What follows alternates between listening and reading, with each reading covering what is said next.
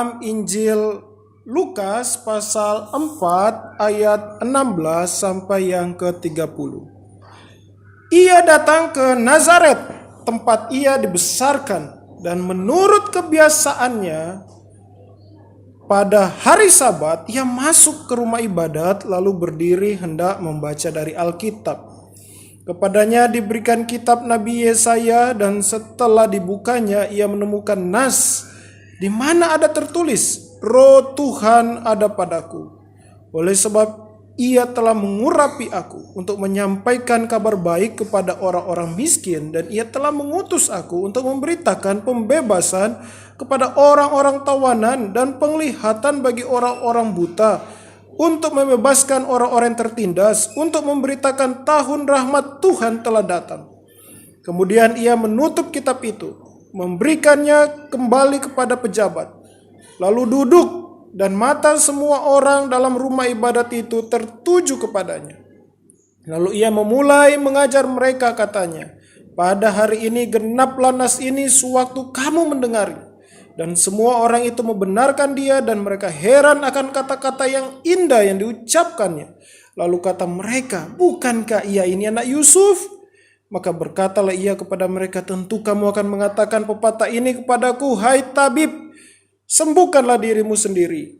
Perbuatlah di sini juga, di tempat asalmu ini, segala yang kami dengar yang telah terjadi di Kapernaum. Dan katanya lagi, aku berkata kepadamu, sesungguhnya tidak ada nabi yang dihargai di tempat asalnya. Dan aku berkata kepadamu, dan kata-kataku ini benar. Pada zaman Elia terdapat banyak perempuan janda di Israel ketika langit tertutup selama 3 tahun dan 6 bulan. Dan ketika bahaya kelaparan yang hebat menimpa seluruh negeri. Tetapi Elia diutus bukan kepada salah seorang dari mereka, melainkan kepada seorang perempuan janda di Sarfat di tanah Sidon. Dan pada zaman Nabi Elisa banyak orang kusta di Israel, dan tidak ada seorang pun dari mereka yang ditahirkan selain daripada Naaman orang Syria itu. Mendengar itu sangat marahlah semua orang yang di rumah ibadat itu. Mereka bangun lalu menghalau Yesus keluar kota dan membawa dia ke tebing gunung tempat kota itu terletak untuk melemparkan dia dari tebing itu. Tetapi ia berjalan lewat dari tengah-tengah mereka lalu pergi. Demikianlah firman Tuhan. Mari kita berdoa. Tuhan Yesus Kristus, Engkau adalah Tuhan, Engkau adalah juru selamat satu-satunya. Dan kami mengucap syukur untuk firman yang Engkau bukakan pada kami. Tolonglah kami untuk kami mengerti. Ya Allah Roh Kudus, lembutkan hati kami untuk kami menerima firman-Mu dan menghidupinya. Di dalam nama Tuhan Yesus sertai hamba-Mu di dalam pewartaan firman Tuhan ini. Dan setiap jemaat yang mendengarkannya. Dan biarlah kami menjadi pelaku firman dan bukan hanya pendengar. Dalam nama Tuhan Yesus. Amin. Jemaat Tuhan Yesus, betapa pentingnya pengakuan dan konfirmasi di hidup kita. Adalah penting untuk kita mengakui dan mengkonfirmasi bahwa kita adalah laki-laki atau perempuan sejak awal kehidupan kita. Betapa celakanya jika kita baru konfirmasi diri ini bahwa kita laki-laki atau perempuan di ujung kehidupan. Saat mengkonfirmasi sejak awal bahwa kita laki-laki atau perempuan, maka kita menghidupi hidup sebagai laki-laki atau perempuan. Tidak ada tengah-tengah, laki-laki atau perempuan, titik. Harapan kita dari konfirmasi itu adalah orang lain menerimanya, bukan menolaknya. Nah, di dalam Lukas pasal 4 ayat 18 sampai 21, kita melihat di mana Tuhan Yesus mengkonfirmasikan dengan mulutnya sendiri bahwa ia adalah Mesias, kegenapan firman Allah. Berikut ini adalah beberapa fakta pernyataan bahwa Yesus dari Nazaret adalah Mesias. Kita sudah mempelajarinya di dalam Lukas pasal 1. Kita sudah mempelajarinya dalam Lukas pasal 2. Kita sudah mempelajarinya dalam Lukas pasal 3. Dan hari ini kita akan mempelajarinya dari Lukas pasal 4. ayat 18 sampai 21. Nah, jemaat Tuhan Yesus, pengakuan bahwa Yesus adalah Mesias oleh Allah Bapa kita dapat membacanya di dalam Matius pasal 3 ayat 16 sampai 17. Pengakuan bahwa Yesus adalah Mesias dari Yohanes Pembaptis yang adalah sang penyiap jalan bagi Tuhan tercatat di dalam Yohanes pasal 1 ayat 29 sampai 31 yang dimana dituliskan di sana, inilah dia sang anak domba Allah penghapus dosa manusia. Dan di dalam Lukas pasal 4 ayat 18 sampai 21, pengakuan dari Tuhan Yesus sendiri bahwa ia adalah Mesias. Ia sendiri yang mengucapkan bahwa ia adalah Mesias. Konfirmasi dari mulutnya sendiri. Sejak awal pelayanan, dan kita melihat setelah pembaptisan dan pencobaan di padang gurun, Yesus menyatakan diri bahwa ia adalah Mesias. Dia yang diurapi, anak domba Allah, firman Allah yang menjadi manusia, yang adalah Tuhan Allah, yang disembah oleh Abraham, Ishak dan Yakub. Manusia sejati yang tanpa dosa, yang adalah Allah sendiri. Jadi jika ada yang bertanya, di manakah Yesus menyatakan bahwa dirinya adalah Tuhan dan Juru Selamat yang hidup, Sang Mesias, manusia berdosa? Jawabannya ada di dalam Lukas pasal 4 ayat 18 sampai 21. Jelas sekali. Penyataan diri Yesus bahwa ia adalah Mesias di awal pelayanannya dan bukan di akhir pelayanannya, tetapi di awal pelayanan umumnya. Perhatikan dasar pengakuan yang menjadi fondasi dari pengakuan Yesus dari Nazaret bahwa ia adalah Mesias, yaitu firman Allah yang dinubuatkan oleh Nabi Yesaya di dalam Yesaya, kitab Yesaya pasal 61 ayat 1 sampai 2. Yesus sang Mesias atau Kristus tidak mengakui dirinya adalah Mesias berdasarkan pemikiran dirinya sendiri, tetapi firman Allah, karena ia adalah Allah. Karena berdasarkan firman Allah, maka harus dibuktikan pengakuannya. Jika tidak, maka pengakuan itu adalah dusta dan tidak usah dipercaya. Perhatikan di masa Yesus hidup, sebelum atau saat Yesus hidup, ada beberapa orang yang juga mengaku Mesias bangsa Israel. Seperti Teudas yang mengaku bahwa ia istimewa. Kita bisa melihat di dalam Kisah Rasul pasal 5 ayat 36.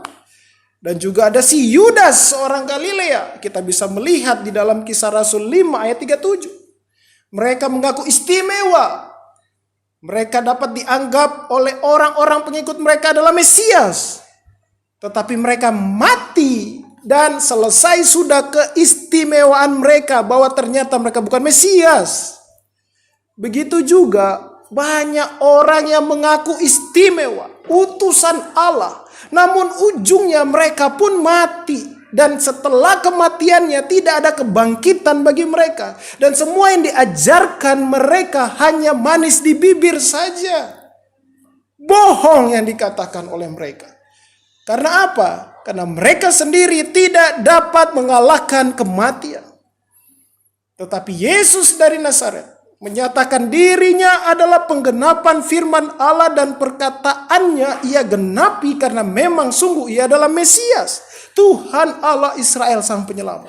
Perhatikan di dalam Yesaya pasal 61 ayat 1 sampai 2. Firman Allah seluruhnya digenapi oleh Sang Yesus Kristus, Mesias sejati. Sebagai firman Allah yang menjadi manusia tanpa dosa, maka Yesus penuh dengan Roh Kudus. Perhatikan di dalam Lukas pasal 4 ayat 18. Roh Tuhan ada padaku. Roh Tuhan bekerja dengan heran dalam kehidupan Yesus Sang Mesias. Buktinya setan takut dan tunduk pada perintahnya yang kita dapat baca peristiwanya di dalam Lukas pasal 4 ayat 31 sampai 37. Perkataan Mesias selalu sesuai dengan firman Allah. Kita dapat melihat seluruh perkataan Tuhan Yesus. Ia tidak berkata bahwa ini adalah perkataan dari diriku sendiri, tapi dia berkata ini adalah dari Bapa yang kuterima dari Bapa yang adalah yang mengutus aku. Dan ia adalah Allah sendiri yang hadir di tengah-tengah dunia.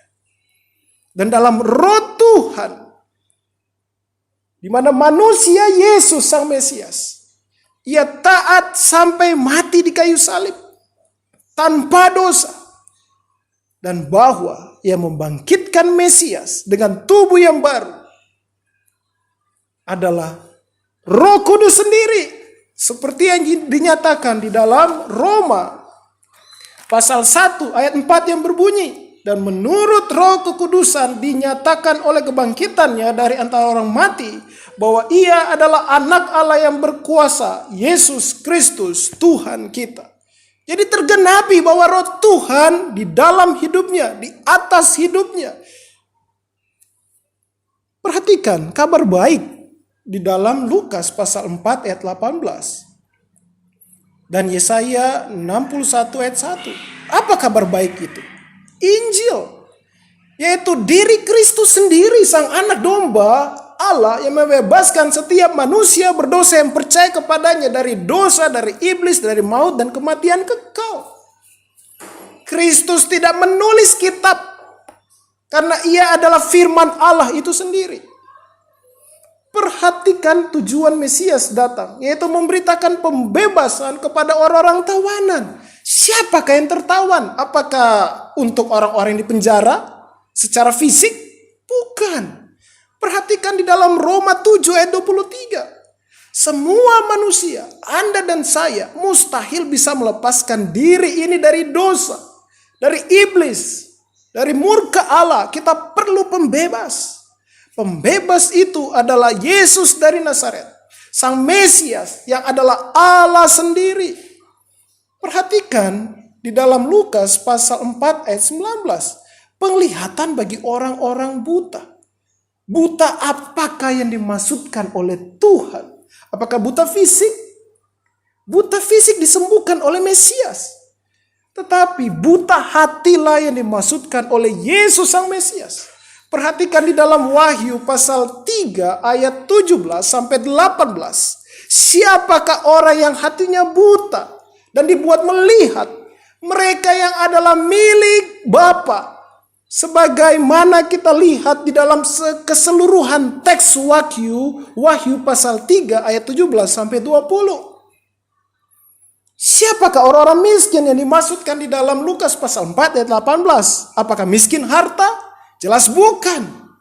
Karena penulis pengkhotbah yang kaya raya pun mengakui bahwa kekayaan tidak dapat menutupi kemiskinan hati manusia, yang dimana hanya dapat ditutupi, dipenuhi oleh Allah pencipta manusia itu sendiri. Kapan tahun rahmat Allah itu? Saat sang Mesias datang. Dia sudah datang. Masa kini yang kita hidupi adalah masa di mana Mesias telah datang, adalah tahun rahmat Allah, tahun anugerah Allah, tahun Injil Kristus Yesus. Karena kita hidup di dalam tahun rahmat Tuhan, maka pertobatan Injil Kristus Yesus selalu dikumandangkan, pertobatan dari dosa, dan percayalah kepada Yesus dari Nazaret yang adalah Mesias.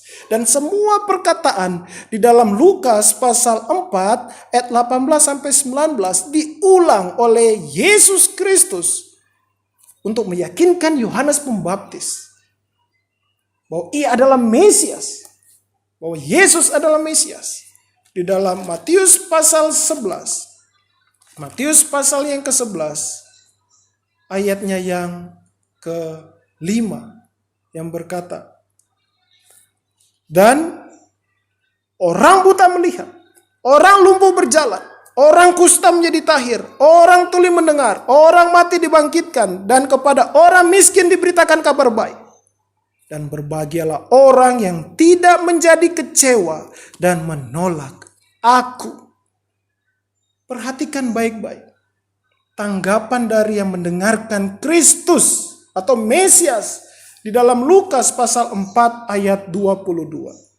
Dan semua orang itu membenarkan dia dan mereka heran akan kata-kata yang indah yang diucapkannya. Lalu kata mereka, bukankah ia ini anak Yusuf? Perhatikan kalimat, bukankah ia ini anak Yusuf? Ya benar, memang Yesus dari Nazaret adalah anak Yusuf. Seperti yang tercatat di dalam Matius pasal 1 ayat 16 dan Lukas pasal 3 ayat 23. Namun yang masalah bagi mereka dan di dalam mereka masalahnya bahwa mereka hanya berhenti di dalam fakta bahwa Yesus dari Nazaret adalah anak Yusuf. Manusia manusia belaka. Itu masalah. Mereka tidak percaya bahwa Yesus dari Nazaret adalah anak Allah. Yang adalah Allah sendiri yang datang di dalam dunia dengan mengambil rupa seorang hamba manusia. Mereka menolak itu. Itu masalah mereka. Mereka tidak percaya bahwa Yesus adalah anak domba Allah. Mereka tidak percaya bahwa Yesus dari Nazaret adalah Tuhan yang datang untuk menyelamatkan umatnya. Intinya mereka tidak percaya kepada Yesus sang Mesias. Ironis bukan? Padahal mereka membenarkan perkataannya yang dari firman Allah. Dan heran akan semua perkataan indah yang diucapkan Yesus. Namun mereka tidak percaya kepada Yesus adalah Mesias. Bagi mereka Yesus adalah manusia biasa, anak dari Yusuf. Dan yang menyedihkan, berdosa. Betapa menyedihkan perkataan itu. Betapa menyedihkan isi hati mereka memandang Yesus sebagai Allah. Yesus tahu isi hati mereka. Sebelum mereka mengatakannya, Yesus tahu. Yesus tahu. Mereka percaya Yesus adalah orang sakit. Di dalam Lukas pasal 4 ayat 23. Maka berkatalah ia kepada mereka, tentu kamu akan mengatakan pepatah ini kepadaku, hai tabib, sembuhkanlah dirimu sendiri. Sakit ada kaitannya dengan dosa. Mereka menuduh Yesus adalah pendosa, berdosa dengan perkataan yang ada di dalam hati mereka. Hai tabib, sembuhkanlah dirimu sendiri. Lukas 4 ayat 23 paralel dengan Amsal 23 ayat 35. Yesus sang Mesias tidak sakit dengan pernyataannya. Dia tidak gila. Ia waras dan ia benar-benar menyatakan itulah dia. Apakah jika saya seorang laki-laki berkata bahwa saya berjenis kelamin laki-laki, maka saya gila? Tidak, karena saya laki-laki. Jika ibu saya atau istri saya berkata bahwa mereka adalah perempuan dan benar-benar mereka perempuan dan mereka menyatakan itu, apakah mereka itu sakit atau gila? Tidak. Mereka sungguh perempuan, ibu dan istri saya. Yang adalah sakit jika saya laki-laki berkata saya perempuan, nah itu sakit. Tetapi saya laki-laki. Itu betul. Yesus sang Mesias berkata, aku Mesias, aku Tuhan Allah Israel. Dan mereka berkata dalam hati mereka, sakit ini orang. Berdosa itu orang, gila itu orang. Nah itulah yang berdosa di hadapan Allah. Itulah keberdosaan mereka. Jika Allah menyatakan dirinya adalah Allah, apakah itu sakit? Tidak. Saat Tuhan bertemu dengan Musa dan menyatakan aku adalah aku, apakah itu salah? Jelas tidak, karena Tuhan adalah Tuhan dan ia pasti akan menyatakan apa yang dikatakannya. Jika engkau adalah Mesias, selanjutnya mereka menantang Kristus di dalam hatinya yang berdosa dan jahat. Jika engkau adalah Mesias, buktikan dengan mujizat. Namun dengan adanya mujizat mereka juga pasti tidak akan percaya kepada Yesus sang Mesias. Inilah bentuk dari dosa. Menolak firman kebenaran. Menolak iman percaya kepada Yesus sang Mesias. Yang mereka tolak adalah firman Allah yang dinyatakan di dalam Yesaya 61 ayat 1-2. Mereka menolak firman hidup itu sendiri. Lihatlah, inilah pola klasik pemikiran manusia berdosa. Anda dan saya termasuk manusia. Dan Allah tahu pola klasik manusia itu. Jika Yesus adalah Mesias, jika Yesus adalah Tuhan, maka buktikan dengan mujizat. Itu pola klasik kita orang berdosa. Berikan mujizat dan aku akan percaya. Dan bagaimana Tuhan menjawab pola klasik manusia berdosa itu. Lihat, perhatikan bagaimana Sang Mesias menjawab hati mereka yang berdosa. Pola klasik manusia yang berdosa. Perhatikan perkataan Tuhan Yesus selanjutnya. Di dalam Lukas pasal 4 ayat 24 sampai 27. Yang adalah jawaban dari pola klasik manusia yang telah jatuh dalam dosa. Dan sekaligus di dalamnya sudah terkandung mujizat. Yaitu Yesus membuktikan isi hati mereka. Bahwa mereka menuduh ia sakit. Dan mereka penyembah Baal dan bukan Allah. Kisah Elia dan Elisa. Lihatlah Elia dan Elisa dikatakan sakit. Di dalam 1 Raja-Raja 18 ayat 17 saat Raja Ahab berkata, Elia engkau yang buat celaka. Israel celaka gara-gara kamu Elia. Di dalam 2 Raja-Raja 2 ayat 23 di mana Elisa dikatakan botak, gila oleh anak-anak Israel yang ada di Betel, yang dimana Betel itu adalah rumah doa. Dan mereka menolak Elia dan Elisa. Dan di saat itu orang Israel penyembah Baal. Dan bangsa yang dicap oleh mereka penyembah Baal, bangsa Syria, Sidon, malah mereka lah penyembah Allah Israel. Lihatlah mujizat Yesus Sang Mesias yang nyata mengungkapkan isi hati mereka. Mereka mau mujizat kan? Tuhan buat mujizat dengan membuka isi hati mereka.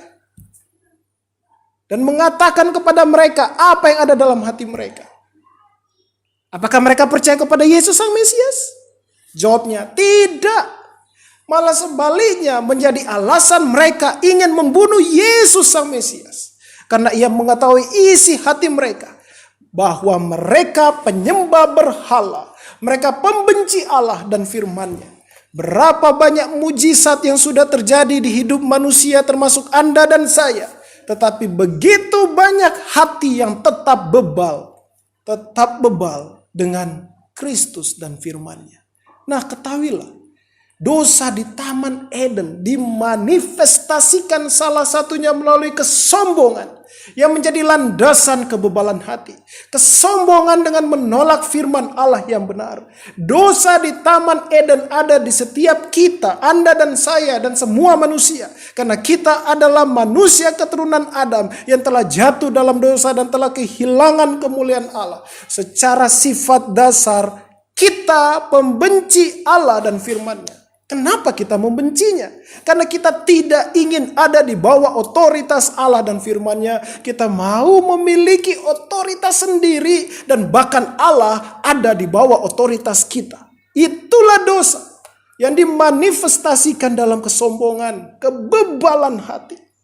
Lihatlah buktinya. Menurut Anda dan saya, apakah indah kata-kata ini? Kata-kata firman Allah di dalam Matius 11 ayat 28. Matius 11 ayat 28 berbunyi. Marilah kepadaku semua yang letih lesu dan berbeban berat, aku akan memberi kelegaan kepadamu. Indah bukan? Perhatikan jemaat Tuhan Yesus. Di dalam 1 Tesalonika pasalnya yang kelima ayat 16-18. Bersukacitalah senantiasa, tetaplah berdoa, mengucap syukurlah dalam segala hal, sebab itulah yang dikehendaki Allah di dalam Kristus Yesus bagi kamu. Indah bukan perkataan itu? Indah. Perhatikan juga di dalam 1 Petrus pasal 5 ayat 6 sampai 7. 1 Petrus 5 ayat 6 sampai 7. Karena itu rendahkanlah dirimu di bawah tangan Tuhan yang kuat supaya kamu ditinggikannya pada waktunya. Serahkanlah segala kekhawatiranmu kepadanya sebab ia yang memelihara kamu. Indah bukan firman Tuhannya? Indah. Perhatikan. Contoh yang terakhir saya akan ambil. Di dalam 1 Yohanes 4 ayat 10. Inilah kasih itu, bukan kita yang telah mengasihi Allah, tetapi Allah yang telah mengasihi kita dan yang telah mengutus anaknya sebagai pendamaian bagi dosa-dosa kita. Indah bukan ayat itu? Indah. Betul indah. Pertanyaannya, apakah kita menerima firman Allah tersebut dengan kerendahan hati dan kerelaan menghidupinya? Pertanyaannya, maukah Anda percaya sepenuhnya kepada Tuhan Yesus dan menghidupi firman-Nya di seluruh hidup Anda, termasuk saya? Seringkali firman Allah yang indah itu hanya jadi quote on the day, mempercantik wall Facebook, mempercantik wall Instagram. Namun itu hanya di sana, bukan di hati kita. Kata-kata indah itu hanya untuk orang lain ya, baca ya. Tapi untuk saya, cuma indah saja, ya sudah indah, ya sudah selesai. Kata-kata indah firman Allah ingin diatur oleh kita untuk mempercantik kita. Punya karakter tetapi hanya di luar. Dan bahkan firman itu mau kita atur. Seringkali kita ingin mujizat. Di saat sakit, kesulitan ekonomi, kesulitan dalam hubungan dengan siapapun. Tetapi tidak mau percaya kepada Sang Pembuat mujizat dan berserah penuh kepadanya dengan menerima seluruh firman-Nya. Ini manusia punya pola klasik begini. Selama ekonomi fine, hidupku fine. Selama saya sehat, hidupku fine. Selama ekonomi menanjak, oke. Selama tidak ada kesulitan dalam hubungan, oke. Saat ada kesulitan ekonomi, sakit, kesulitan dalam hubungan, merasa gak oke. Dia gak oke karena gak ada itu. Dia gak sadar yang sebenarnya membuat kita tidak oke adalah dosa di hadapan Allah. Dosa yang mencengkram kita, itulah yang membuat kita gak oke, jemaat Tuhan. Mengapa? Mengapa kita memandang demikian? Karena kita memandang Mesias rendah. Pemikiran kita, rencana kita, rancangan kita, uang kita, pekerjaan kita, bisnis kita, pelayanan kita, kuliah kita, keberadaan kita lebih daripada Yesus dari Nazaret. Kita berpikir bahwa apa yang kita rancangkan lebih baik dari Allah. Rancangan Allah tidak lebih baik daripada kita. Lihatlah orang-orang yang ada di sinagoge pada saat Tuhan menyatakan dirinya di dalam Lukas pasal 4 ayat 18 sampai yang ke-21 itu.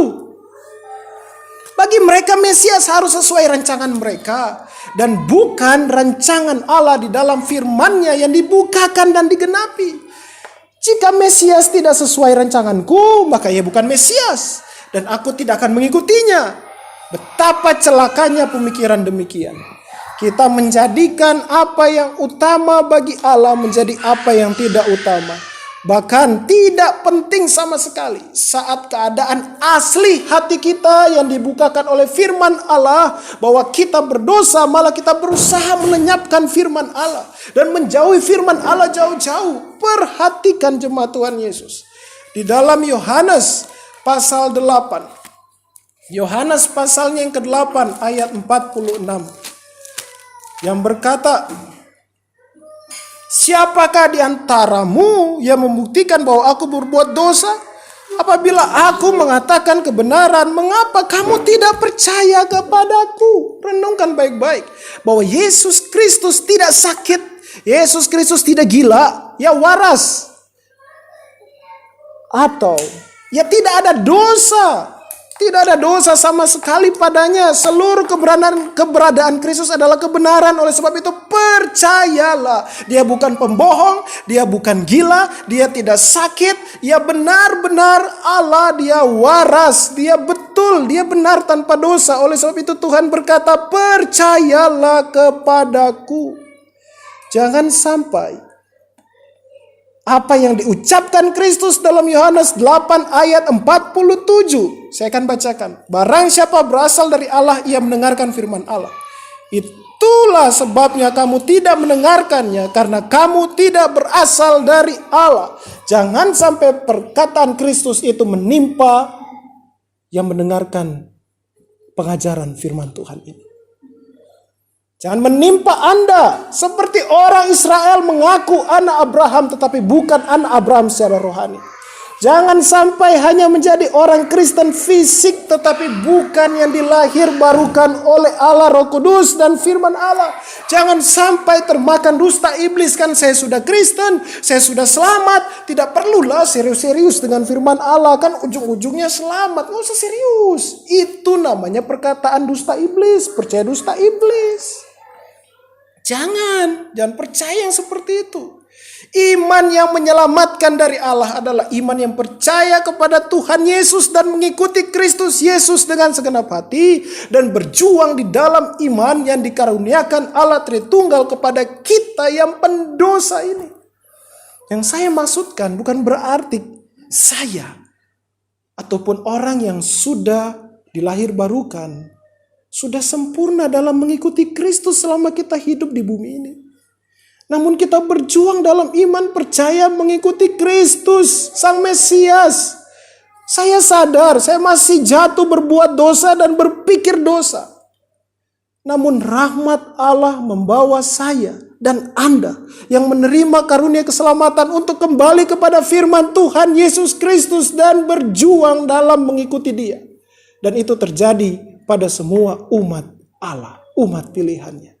Tetapi yang bukan umat pilihannya, bukan milik Allah, mereka hanya termangu-mangu akan indahnya firman Allah, tetapi menolak percaya kepada Tuhan Yesus dan firman-Nya. Dan di waktu bersamaan hanya di mulut mereka bahwa mereka orang Kristen. Hidup mereka tidak berbeda dengan orang dunia. Sadarilah, kita seringkali membenarkan firman Allah dan termangu-mangu dengan indahnya firman Allah. Namun apakah kita percaya kepada Sang Firman hidup Yesus Kristus? Namun apakah kita menerima kebenaran firman Allah di hati kita dan melakukannya dengan segenap hati? Perkataan Tuhan Yesus di dalam Lukas pasal 4 ayat 18-19 meminta tanggapan untuk percaya. Oleh sebab itu, percayalah kepada Yesus Sang Mesias. Bertobatlah, mohonlah belas kasihan-Nya. Hanya oleh belas kasih Allah apa yang dinyatakan Tuhan Yesus di dalam Lukas pasal 4 ayat 18-19 terjadi di hidup kita yang berdosa ini. Setiap pribadi yang dimana Lukas pasal 4 ayat 18-19 terjadi pada hidupnya, pasti ada perubahan dalam kehidupannya. Sekali lagi, setiap pribadi yang dimana Lukas pasal 4 ayat 18-19 terjadi dalam hidupnya, pasti ada perubahan dalam kehidupannya. Tahun 2021 baru saja berjalan. Masih tanggal 17 Januari 2021. Lihatlah hidup Anda dan saya, apakah sama atau bahkan lebih kacau daripada 17 Januari 2015, 17 Januari 2016, 2017, 2018, 2019, 2020. Jika masih sama atau lebih kacau, maka bertobatlah.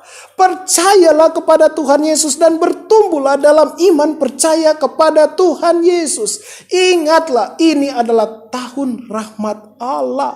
Selagi masih bernafas, masih ada kesempatan untuk bertobat. Jangan pernah berpikir, Tuhan aku sudah begitu kacau, Tuhan aku sudah begitu berdosa, gak mungkin kau akan ampuni saya. Jangan percaya perkataan iblis demikian. Ini adalah tahun rahmat Allah, tahun pertobatan, tahun Anda dan saya mendengarkan Injil Kristus Yesus. Selagi masih bernafas dan Roh Kudus jamah hati Anda dan saya bahwa aku berdosa, aku melawan Allah, aku memberontak melawan Dia, aku sombong terhadapnya, aku berpikir aku lebih baik dari Dia, rancanganku lebih baik dari Dia. Bertobatlah selagi masih bernafas. Akuilah kesalahan Anda dan saya dan jalanilah firman Allah. Tuhan Yesus mengasihi Anda, Ia mengasihi saya, Ia mengasihi manusia yang hidup. Seperti dinyatakan di dalam Yehezkiel pasal 18 ayat 32 yang berbunyi, sebab aku tidak berkenan kepada kematian seseorang yang harus ditanggungnya. Demikianlah firman Tuhan Allah. Oleh sebab itu bertobatlah supaya kamu hidup. Ingatlah bahwa Yesus Kristus datang untuk memberikan pembebasan bagi Anda dan saya, milik Allah. Pembebasan dari dosa, dari kutuk dosa, dari kematian kekal, dari maut. Kristus datang bukan untuk menyiksa Anda dan saya dengan firman-Nya, bukan. Tetapi memberikan rahmat dan kelepasan. Percaya kepada Tuhan Yesus berarti mengikutinya dalam perjuangan iman detik demi detik, menit demi menit, jam demi jam, hari demi hari, minggu demi minggu, bulan demi bulan, tahun demi tahun. Sampai Tuhan Yesus datang kedua kali menjemput kita masuk ke dalam kerajaan Allah Bapa. Roh Kudus kuatkan kita dalam perjuangan iman mengikuti Kristus. Firman Tuhan Yesus sungguh indah. Percayalah kepadanya dan tinggallah di dalam firman Tuhan Yesus sampai selama-lamanya. Amin. Mari kita berdoa. Tuhan Yesus Allah yang hidup, terima kasih Tuhan untuk firman-Mu. Engkau adalah Mesias yang mengasihi kami. Engkau datang untuk membebaskan kami. Engkau datang untuk tinggal bersama-sama dengan kami dan kami tinggal dalam firman-Mu. Terima kasih Tuhan Yesus untuk firman. Dan biarlah kami dengan segala kerendahan hati dengan pertolongan Roh Kudus menghidupi firman-Mu hari lepas hari. Di dalam nama Tuhan Yesus Kristus kami berdoa. Amin.